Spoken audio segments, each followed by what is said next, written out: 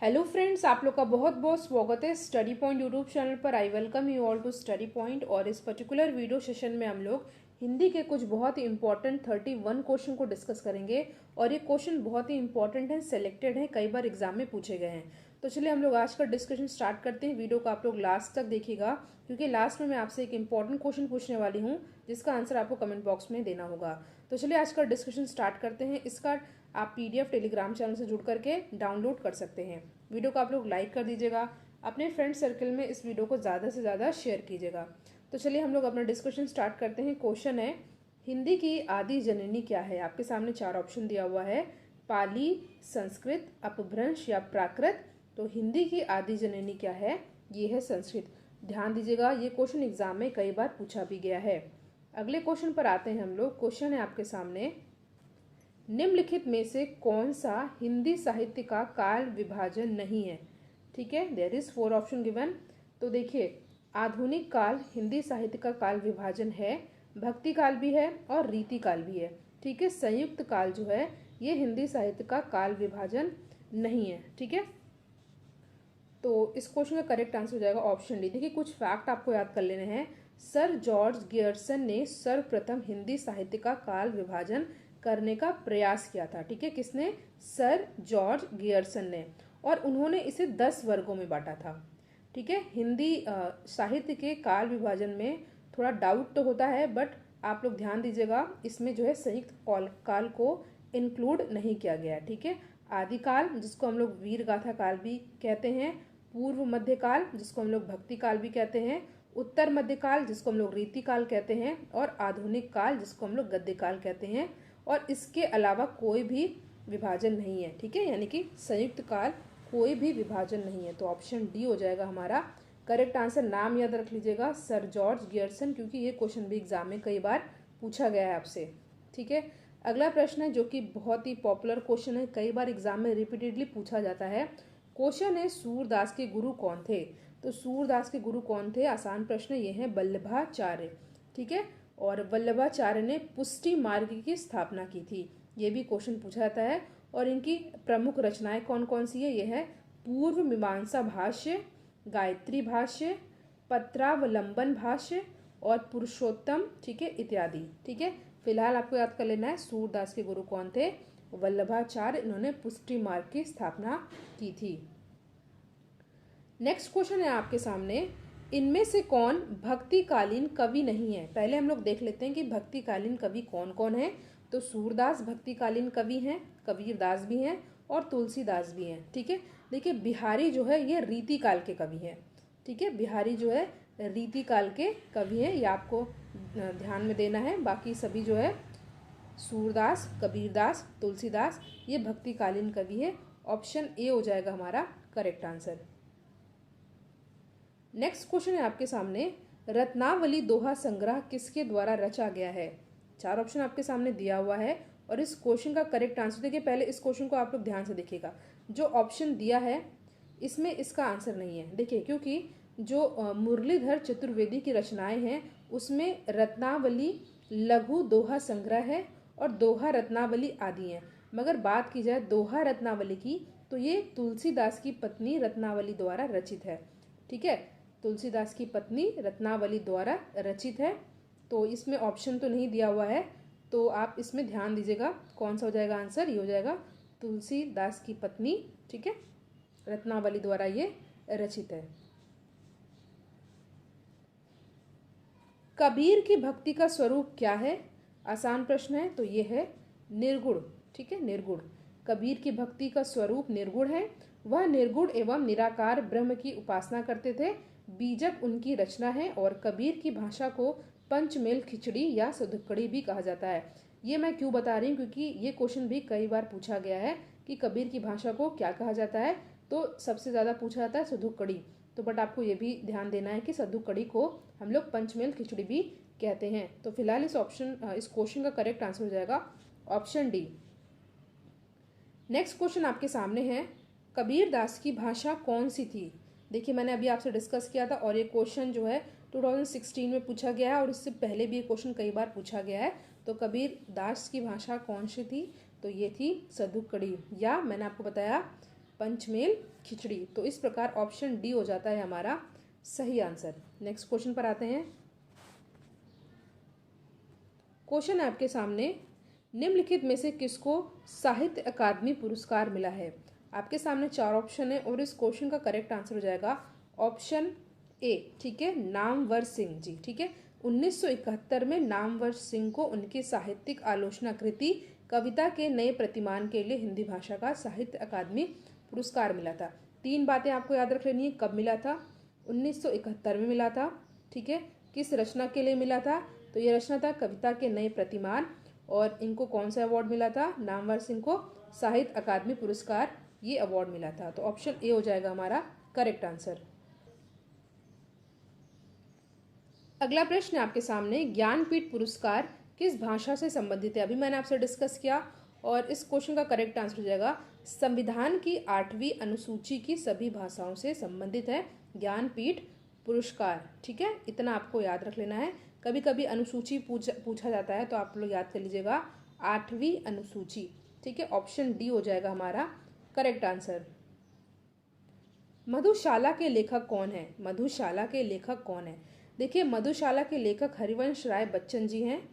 ठीक है, उनकी अन्य रचनाएं भी पूछा जाता है तो यह मधुबाला, मधुकलश, निशा निमंत्रण, 10 द्वार से सोपान तक और नीर का निर्माण फिर और क्या भूलूं क्या याद करूं आदि। सबसे ज़्यादा जो क्वेश्चन पूछा जाता है यह है मधुशाला। ठीक है, और मधुकलश भी कई बार एग्जाम में पूछा जाता है। तो ये कौन है? इस क्वेश्चन का करेक्ट आंसर हो जाएगा हरिवंश राय बच्चन। ऑप्शन सी हो जाएगा हमारा करेक्ट आंसर। अगले प्रश्न पर आते हैं। जूही की कली कविता के कवि कौन है? सबसे पहले जूही की कली है क्या? ये है कविता। ठीक है, पूछा जाता है ये भी। और इनके कवि कौन है? 4 ऑप्शन आपके सामने दिया हुआ है, निराला, प्रसाद, महादेवी वर्मा या पंत। और इस क्वेश्चन का करेक्ट आंसर हो जाएगा ऑप्शन ए, जूही की कली कविता के कवि हैं निराला जी। ठीक है, निराला जी, सूर्यकांत त्रिपाठी निराला। और इनकी अन्य कविताएं भी आपको याद कर लेनी है। यह है राम की शक्ति पूजा, सरोज स्मृति और कुकुरमुत्ता। कुकुरमुत्ता हमेशा पूछा जाता है तो आपको ध्यान देना है। 3 है। नेक्स्ट क्वेश्चन है आपके सामने, निम्नलिखित में से कौन सी पुस्तक प्रेमचंद द्वारा लिखित नहीं है? ध्यान दीजिएगा, लिखित नहीं है ये पूछा है। तो सबसे पहले हम लोग देख लेते हैं कि प्रेमचंद द्वारा क्या क्या कहानी लिखित है। तो कायाकल्प ये प्रेमचंद द्वारा लिखी गई है, रंगभूमि भी लिखी गई है, कर्मभूमि भी लिखी गई है। देखिए, जो ध्रुव स्वामिनी है ये जो है जयशंकर प्रसाद द्वारा एक नाटक है। ठीक है, ध्रुव स्वामिनी क्या है? जयशंकर प्रसाद द्वारा एक नाटक है। ठीक है, मुंशी प्रेमचंद द्वारा लिखित पुस्तकें कौन कौन सी है? कायाकल्प, रंगभूमि, कर्मभूमि, निर्मला, गबन, गोदान। ठीक है, ऑप्शन डी हो जाएगा फिलहाल हमारा सही आंसर। वीडियो को आप लोग लाइक कीजिएगा और अपने फ्रेंड सर्किल में इसको ज़्यादा से ज़्यादा शेयर ज़रूर कीजिएगा। टेलीग्राम चैनल से जुड़ करके आप जो है इसका PDF जो है डाउनलोड कर सकते हैं। और प्लस आप जो है क्वेश्चन का आंसर ज़रूर दीजिएगा जो मैं आपसे लास्ट में पूछूंगी। नेक्स्ट क्वेश्चन आपके सामने, निम्नलिखित में से कौन अस्त्रछाप का कवि है? अस्त्रछाप का कवि कौन है? तो ये है कौन? सूरदास। ठीक है, सूरदास। ऑप्शन बी हो जाएगा हमारा करेक्ट आंसर। देखिए, गोस्वामी विठल लांत ने 1602 के लगभग अपने पिता वल्लभाचार्य के 4 शिष्यों और अपने 4 शिष्यों को लेकर के अस्त्रछाप के प्रसिद्ध भक्ति कवियों की मंडली की स्थापना की थी। किसने की थी? गोस्वामी विठलनाथ ने 1602 में। ठीक है, अपने पिता वल्लभाचार्य के 4 शिष्य और अपने 4 शिष्यों को मिला करके। ये आपको अच्छे से याद कर लेना है। नाम आप देख लीजिए कौन कौन से हैं। 8 ये हैं कुंभन दास, सूरदास, परमानंददास, कृष्णदास, गोविंद स्वामी, नंददास, छीत स्वामी एवं चतुर्भुज दास। ठीक है, तो फिलहाल इस क्वेश्चन का करेक्ट आंसर हो जाएगा ऑप्शन बी। अगले क्वेश्चन पर आते हैं हम लोग। क्वेश्चन है आपके सामने, छंद शास्त्र के आदि प्रणेता कौन थे? तो ये थे कौन? पिंगल ऋषि। मोस्ट इंपॉर्टेंट क्वेश्चन, कई बार एग्जाम में पूछा गया है। पिंगल ऋषि इज द करेक्ट आंसर। ठीक है, और आप लोग ध्यान दीजिएगा, छंद को पिंगल के नाम से भी जाना जाता है। ठीक है, चंद्रकांता के उपन्यासकार बताना है। मोस्ट इंपॉर्टेंट क्वेश्चन, कई बार एग्जाम में पूछा गया है। तो ये है देवकी नंदन खत्री। ठीक है, ऑप्शन डी हो जाएगा हमारा करेक्ट आंसर। चंद्रकांता उपन्यासकार के किसकी है? देविका नंदन खत्री जी की है। सूरज का 7वां घोड़ा, सूरज का सातवां घोड़ा रचना की विद्या क्या है, यह किस प्रकार की रचना है, तो यह है उपन्यास है। ठीक है, उपन्यास है। ठीक है, और किसकी द्वारा लिखित है ये, तो ये धर्मवीर भारती का उपन्यास है। ठीक है, जो कि 1952 में लिखा गया। टाइम पीरियड तो आपसे नहीं पूछेगा, आपसे पूछेगा ये क्या है, तो ये है उपन्यास, किसके द्वारा लिखित है, तो धर्मवीर भारती का ये उपन्यास है। ठीक है, धर्मवीर भारती के अन्य उपन्यास क्या क्या हैं, गुनाहों को देवता है और 11 सपनों का देश, 11 सपनों का देश और धर्म का देवता। याद कर लेना, आपको एग्जाम में पूछा गया ये। रीतिकाल का अन्य नाम क्या है, मैंने भी स्टार्टिंग में आपसे डिस्कस किया था। तो रीतिकाल का अन्य नाम क्या है, सिंगार काल, सिंगार काल। ऑप्शन सी हो जाएगा हमारा करेक्ट आंसर। देखिए, आचार्य विश्वनाथ प्रसाद मिश्र ने रीतिकाल को सिंगार काल कहा है। किसने कहा है, आचार्य विश्वनाथ प्रसाद मिश्रा जी ने। ये आपको ध्यान देना है। निम्न में से कौन सी जीवनी है, देयर इज 4 ऑप्शन गिवन, अतीत के चलचित्र, चिंतामणि, आवारा मसीहा या नीड़ का निर्माण फिर। ये क्वेश्चन एग्जाम में बहुत ही बार पूछा गया है, फेवरेट क्वेश्चन है ये। तो ये कौन है, ये है आवारा मसीहा। ठीक है, आवारा मसीहा, ये क्वेश्चन कई बार पूछा गया। ऑप्शन सी हो जाएगा हमारा करेक्ट आंसर। किसके द्वारा रचित है ये, तो ये विष्णु प्रभाकर की कृति है। ठीक है, विष्णु प्रभाकर की कृति है ये। ठीक है, ध्यान दीजिएगा आप लोग। अगला प्रश्न है, ध्यान से देखिएगा। एक दिन बैठे बैठे यह बात अपने ध्यान में चढ़ी कि कोई कहानी ऐसी कहिए कि जिसमें हिंदवी छुट और किसी बोली का पुट ना मिले।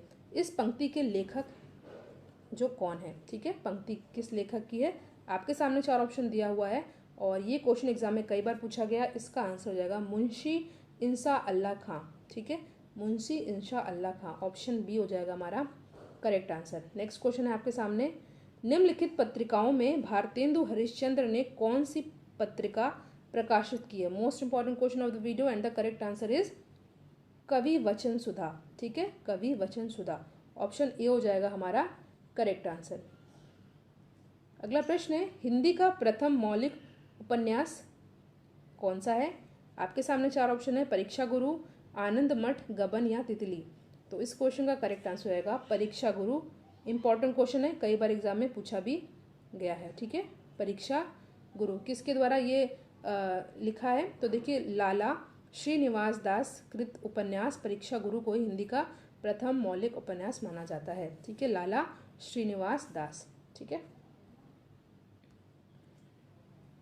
नागरी प्रचारणी सभा की स्थापना किस युग में हुई थी, तो ये हुई थी कब, भारतेंदु युग में। भारतेंदु युग में ये हुई थी, ध्यान दीजिएगा। ऑप्शन ए हो जाएगा हमारा करेक्ट आंसर। ठीक है, और द्विवेदी युग का टाइम पीरियड कब से कब माना जाता है, तो द्विवेदी युग का टाइम पीरियड होता है, समय काल है ये आपका, याद कर लीजिएगा 1900 से 18, 1918, ध्यान दीजिएगा आप लोग। महावीर प्रसाद द्विवेदी का जीवन काल आपको बताना है और ये क्वेश्चन इंपॉर्टेंट है और इस क्वेश्चन का करेक्ट आंसर हो जाएगा ऑप्शन ए 1864 से 1938। ठीक है, अब इनके बारे में आप लोग बहुत ही डिटेल में नहीं, आपको थोड़ी समय में सारी चीज़ें बता देती हूँ। देखिए, महावीर प्रसाद द्विवेदी का जन्म 1864 ईस्वी में रायबरेली के दौलतपुर ग्राम में हुआ था या गांव में हुआ था। इनकी मृत्यु 1938 में रायबरेली में ही हुई थी। ठीक है, ये आपको ध्यान देना है, इनका टाइम पीरियड आपको याद कर लेना है क्योंकि एग्जाम में कई बार पूछा भी जाता है।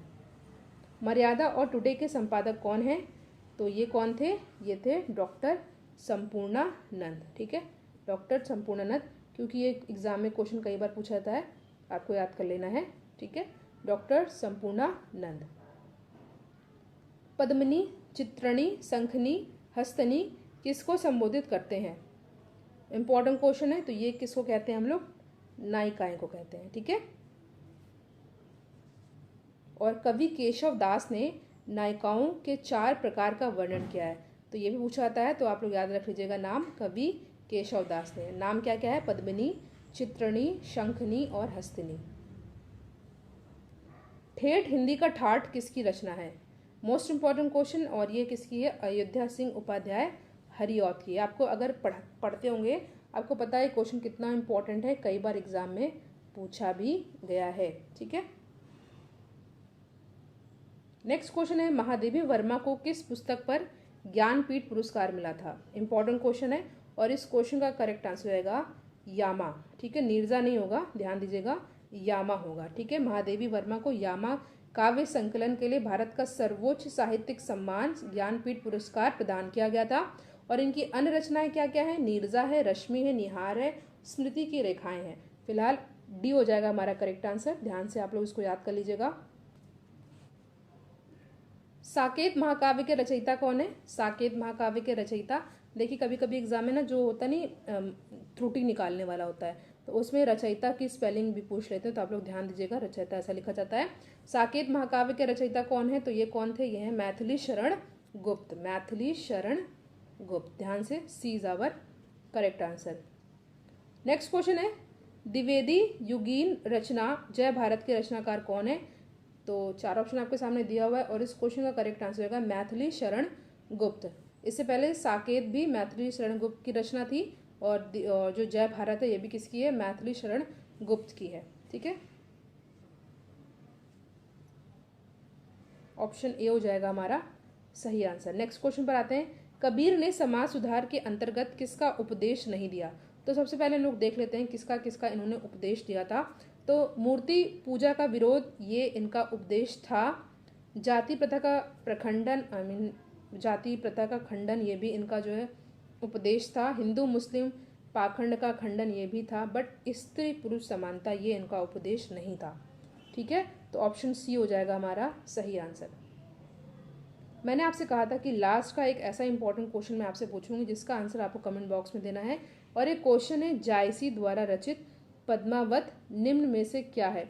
सबसे पहले तो आपको याद कर लेना है पद्मावत किसके द्वारा रचित है। ये है जायसी द्वारा रचित। आपको बताना है क्या ये वक्रोक्ति है, अनुयोक्ति है, समासोक्ति है या रूपक काव्य है। इसका आंसर आपको कमेंट बॉक्स में मैं आपको प्रोवाइड करा दूंगी। इसके टेलीग्राम चैनल पे भी इसका आंसर आपको मिल जाएगा।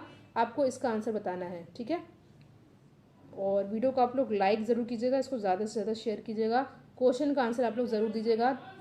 Thank you so much for watching. Thank you.